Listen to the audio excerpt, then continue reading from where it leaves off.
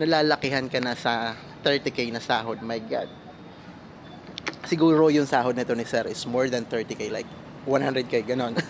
Sana all na lang sir, no? But anyway, for me, yeah, malaki na po yung 30k na yan, no? Kasi judging from my background na wala man lang ka-experience dito sa call center bago pumasok.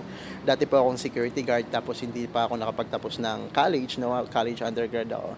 So nung pumasok ko dito sa call center industry, hindi ko inakala na kaya kong kitain yung 25,000. Kasi alam ko naman na kapag undergrad ka, medyo mailap yung opportunity. So nung napasok ko dito sa call center industry, sabi ko pwede naman pala. Wala pa akong experience nun guys, no? Pero 25,000 na yung na-offer sa akin. Pero nung nagka-experience na ako, lumipat ako ng company.